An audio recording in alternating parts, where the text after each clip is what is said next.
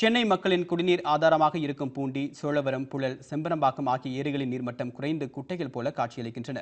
108 million கன அடிக்கும் குறைவாக இருக்கும் தண்ணீர் இன்னும் 2 வாரங்களுக்கு மட்டுமே கிடைக்கும் என்று அதிகாரிகள் கூறியுள்ளனர். பருவமழை பொய்த்து போனதால் 4 ஏரிகளிலும் நீர்மட்டம் அடியோடு குறைந்துவிட்டது. கடந்த 1 மாதத்திற்கு முன்பே சோழவரம் ஏரி முற்றிலும் வறண்டு போனது. இன்று காலை நிலவரப்படி பூண்டி மற்றும் செம்பரம்பாக்கம் ஏரிகளில் மட்டும் மொத்தம் 108 மில்லியன் கன அடி மட்டுமே இருப்பு உள்ளது. கடந்த ஆண்டு இதே நாளில் 3635 மில்லியன் கன அடி தண்ணீர் இருந்தது. சென்னை குடிநீருக்கு ஏரிகளில் இருந்து தண்ணீர் சப்ளை குறைக்கப்பட்டுள்ளதால் கடும் குடிநீர் தட்டுப்பாடு ஏற்பட்டுள்ளது. இதனை சமாளிக்க மாற்று வழியை மேற்கொண்டு இருக்கக்கூடிய அதிகாரிகள் கல்குட்டை நீர், போரூர் ஏரி நீரை சுத்திகரித்து வழங்கி வருகின்றனர்.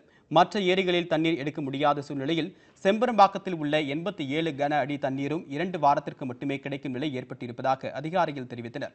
தற்போது சென்னைக்கு தண்ணீர் இணை கிடைக்குமா என்ற சந்தேகம் உள்ளதாக மக்கள் கூறுகின்றனர். ஒரு லாரி தான் வருதா, ஒரு லாரி 500 குடும்பம் இருக்கு. எங்களுக்கு தண்ணி பத்தல. பம்பில் விட்டாலும் ஒரு ஹவர் தான் வரும். அதுக்கு மேலே தண்ணி வரணும். வீட்டுக்கு 5 குடம் கூட பிடிக்க முடியல, 4 குடம் கூட பிடிக்க முடியல. எங்களுக்கு தண்ணி இல்லாத பற்றாக்குறை. குழந்தைங்க ஸ்கூலுக்கு போகிறதுக்கு அனுப்புறதா, புருஷன் வீட்டில் இருக்கிற ஆம்பளைங்க வேலைக்கு அனுப்புறதா தெரியல. அந்த தண்ணியால் ஒருத்தருக்கு ஒருத்தர் பிரச்சனை தான் ஆகுது. நாங்கள் ரொம்ப கஷ்டப்படுறோம். இதெல்லாம் வேலை வெட்டில வேலை இல்லாத வேற நாங்கள் வீட்டில் முறைக்கு அனுப்பிச்சிடுறாங்க. அப்புறம் நாங்கள் எப்படி சாப்பிட்றது, நாங்கள் எப்படி இது பண்ணுறது சொல்லுங்கள். நாங்கள் எப்படி சாப்பிட்றது, எப்படி கொள்றது? வேலையும் போயிட்டா இந்த தண்ணியால் நாங்கள் ரொம்ப கஷ்டப்படுறோம்.